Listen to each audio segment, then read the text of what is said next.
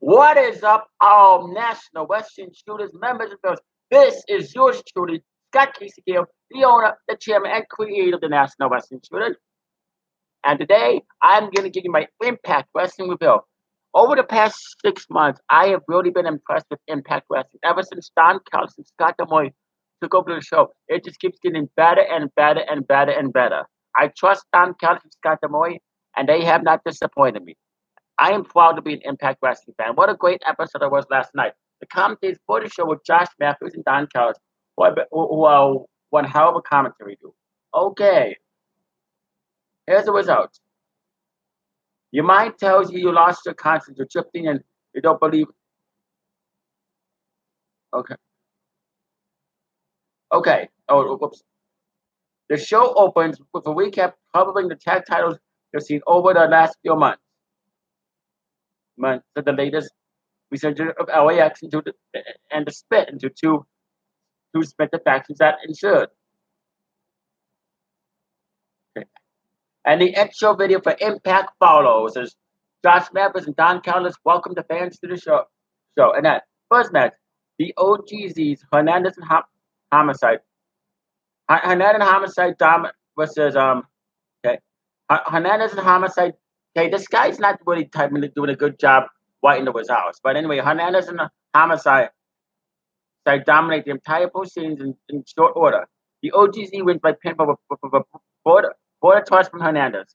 I thought this was a decent way to open. So the match was quick. It could have gone on longer, but it was good. It was interesting. And then King hits the King hits the ring to cut a promo. The King hits the ring to cut a promo, saying he has a story for us. Conan had to go. It's not his time anymore. They appreciate him, but it's time for him to hit the road. Eddie got tired of waiting and decided to take him out. But he'll give him credit. He's a smart man, so he decided to stay 2 steps ahead, and there's where the OGZs come in.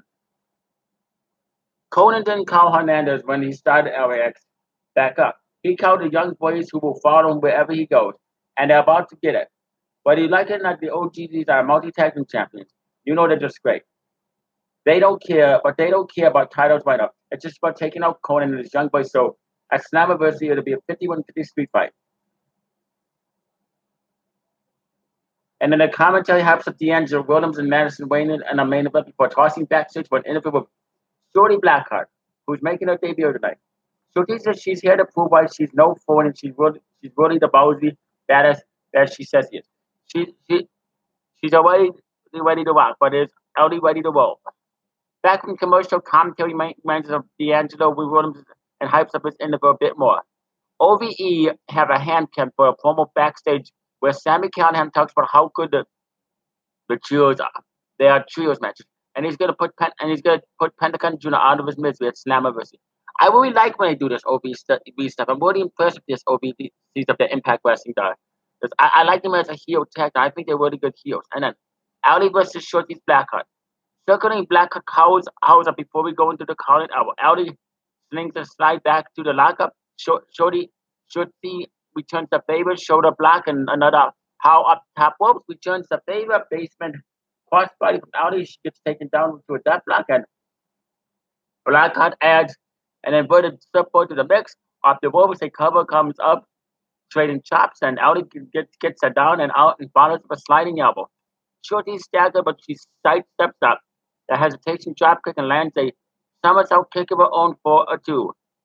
Side headlock, Audi rises to her feet, breaks with elbow, Blackheart ducks a lariat and strike combo off with the ropes for a big injury. Nope, swinging neckbreaker follows, elbow chop again, head up Audi, sidesteps a dive. For running lariat, arm winger into the Russian leg sweep, hesitation drop into German suplex, only 2 firemen's carry reverse. The setup match them, Blackheart heads up top again, and Audi sidesteps. Audi wins with a pinfall by a code breaker. Audi celebrates her win, and Tessa Blanchard blindsides her by putting her into the barricade back into the ring, arm winger into the hammerlock DDT. Tessa stands over Audi's unconscious body and dusts her shoulder as the music plays. I thought this was a good decent match. I like how after Audi did the code breaker. I like how Josh Matthews mentioned it was a move that Chris Jericho could use. I like that. I thought that was really good that Josh Matthews mentioned that. Could this be a sign that Chris Jericho is going to make an appearance in Impact Wrestling? Just imagine what he could do with that company. Just imagine. He could definitely get ratings. And then backstage, Grado wants to Eli Drake and Katrina and Joe Henry and Tao and Marks out over the former champion before introducing his friends. Grado accuses him of trying to steal his girlfriend and cancel him match. Okay, Grado really needs to keep his shirt on. Grado really needs to keep his shirt on. And then we see D'Angelo Williams talking to Z and E in the center back to the back. Back from the commercial, Tessa explains that she attacked Audi because she intends to run through the entire knockouts division if she has to. And Audi in the Fed last week when she was running through Madison Wayne, she asked where Audie's trophy has gotten her, and says she's gonna teach her that doing the right thing is the wrong thing for her. I really like how Impact Wrestling is using Tessa Blanchard. They're really doing they and she's extended to a long contract with Impact Wrestling. They really know how to use it. They're really making her believable. And then we get a video package from Eddie Edge versus Tommy Juba. Commentate promises word from Austin Aries after the break. Back in the commercial, we get a hyper reel for a mystery woman who was coming soon. I wonder who it is. Austin Aries says he's heard for weeks that Moose is training in a remote location. He's going to be finding his technique, trying to carve out a chance to beat the champ. So Sabotage Watch the Pickup Player is going to be here tonight to give us an update on Moose's progress. And Aries has had the state circled and is accountable with the champion. He's going to make sure Mr. Williams feels at home. And he can't hear this update on Moose. I like this. I thought this is a really good promo package from Austin Aries. Austin Aries is great as a heel. He really is in Impact Wrestling. And that. This is followed by some hype from Madison Wayne's interview, and we go to break. Back in the commercial, we get a hype wheel for Slammiversary 316. Josh Matthews is in the ring talking Slammiversary. We up and he introduces D'Angelo Williams. He says he'd never do this again. He says he'd never do this again, but here he is. And he's been off training Moose in a secret location. He looks great. Dropped the weight. We put it on muscle. He's ready to bring home the gold. And DW says he thinks Austin Aries is trash. Josh introduced some footage of Moose training and asked if he's ready to be champion. D'Angelo says this is what Moose has always wanted. Then he'll be ready to take up Austin Crybabies down at Slammiversary. This brings Aries out. He says he knows Williams knows his name, and for the past couple of weeks, he kept hearing his name as they hyped up the acceptance there. He appreciates D'Angelo dressing up for the occasion. Sarcastically tells him he looks nice before asking why he's not at football training, only to be suddenly remember that nobody signed him. He had to retire. But hey, it's go. He had a great career, except he never won a championship just like his buddy Moose. So now he's stepping into the wrestling to try and stay relevant, just like his buddy Moose. He wants DW to deliver a message to his pal, and it's a real simple one. A punch to the face with microphone in hand, he puts the boots to D'Angelo after. Austin heads out and gets a chair, climbs in a ring, and lies in the way. But Williams stops.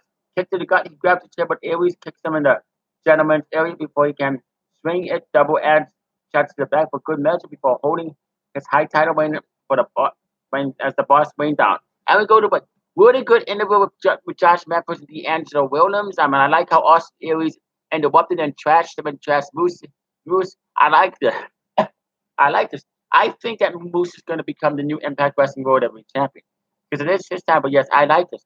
The Impact Wrestling under Don Callis and Scott D'Amore, they know how to do hype promos. They know how to hype up the pay-per-views better than WWE. They actually make it believable. They get the fans ready.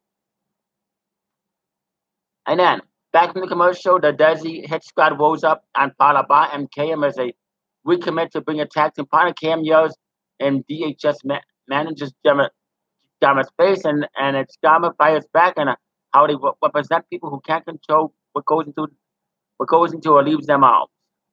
Eli Drake versus Grado.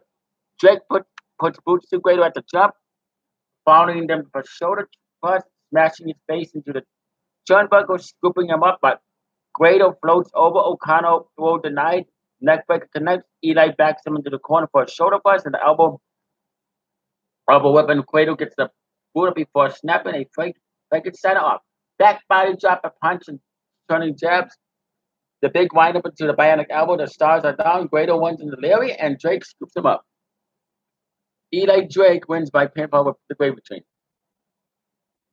Eli tries to whoop Katrina up this baby, but Joe Henry gets in his face, leading Drake to accuse them of being together. Really good match. I thought this was a really, really good match. I like how Don Callis was making fun of Guido when he took his shirt off. So that was funny. That was funny. And then commentary hypes up our main event and with Madison Wayne as we go to a break. Killer Cross cuts a promo calling Petey Williams out and promises to squeeze out the action out of his skull. And I like that. I like Killer Cross. Killer Cross was the guy that was doing all the backstage stuff. I really like that he's in Impact Wrestling making an impact. And then Matt Sydal cuts a promo head of a cage explaining the difference between machines and the organics and talking about how size doesn't matter, how the muscle he flexes the muscles between his eyes and he has a mental and spiritual advantage. I like this whole entire spiritual side of Matt Sydal. It's very entertaining. And commentary informs that Tessa Blanchard vs. Audi has been made up for Slammiversary 16 that plays a phone message from Moose calling Austin Aries out for attacking D'Angelo Williams and calling him out to a face-to-face showdown next week. I am looking forward to that. I am really looking forward to that. Then Madison Wayne's interview plays and she talks about how she didn't plan to come back as a wrestler, but she's getting ready to wrestle Sue Young for the title of Slammiversary. Before she can explain what wrestling she will be like, Mysterious snaps the plays out and she excuses herself to go to look for someone. And then she talks about him backstage for a moment, lighting on a bloody sheet and approaching says, your time has come. We pan over to see Sue's veil trading along. Madison follows and the door shuts behind her, leaving her unable to open it at first. Eventually she gets it open and we cut away. Well, I like this. I like this. I like Stu Young character. I like the build between her and Madison Wayne, who is the wife of Josh Matthews. I mean, Stu Young is definitely really a good female heel. I mean, the way they're hyping up this field is just up to perfection. Kudos to Don Callis and Scott Demoy for doing a good job. Then main event.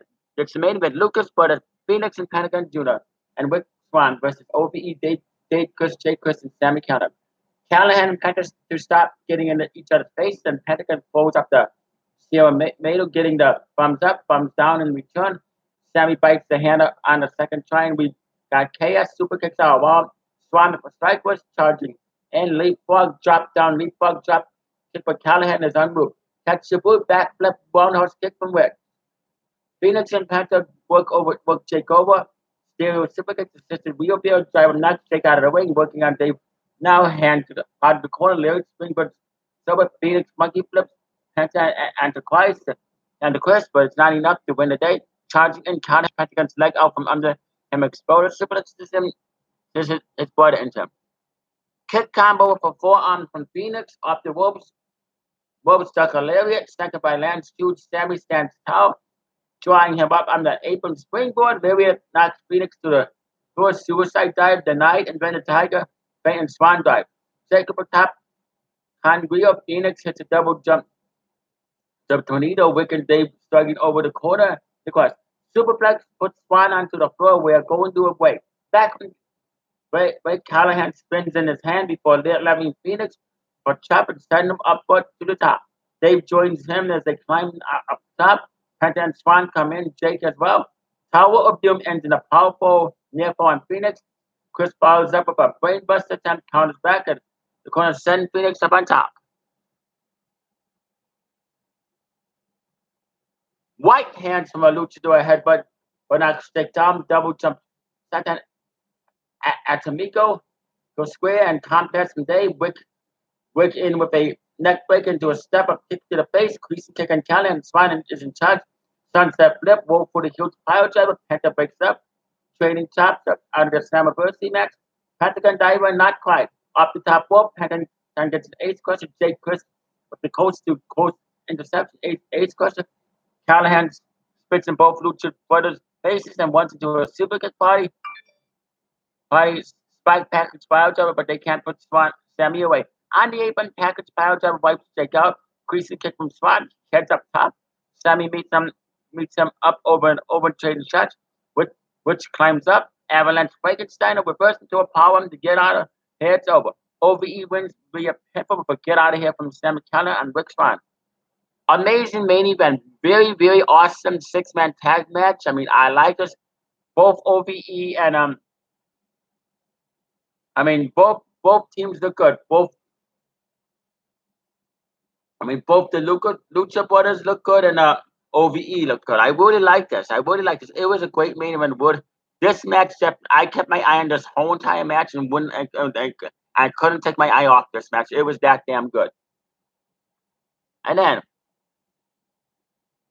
we cut back to Madison Wayne opening the door into the winners. She steps out and is hunted by some kind of force, stepping on a branch and running scared until she trips and an army of bloody undead bodies step up. They close on but disappear after reaching her and a real deal rises up to pie face her.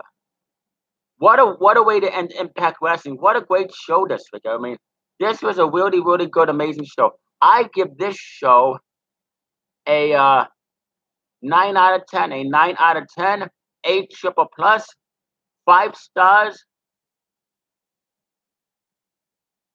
and 2 thumbs up there. Okay, 9 out of 10, 8 triple plus, 5 stars, and 2 thumbs up. Really great episode. Comment down below in the comment section. Tell me what you thought of this episode, and I will be back here Sunday to do the WWE Extreme Rules 2018 pay-per-view predictions. Look for predictions from Cody as well, and whoever else wants to do predictions. Anyway, you all stay classy, live long and prosper, and peace out.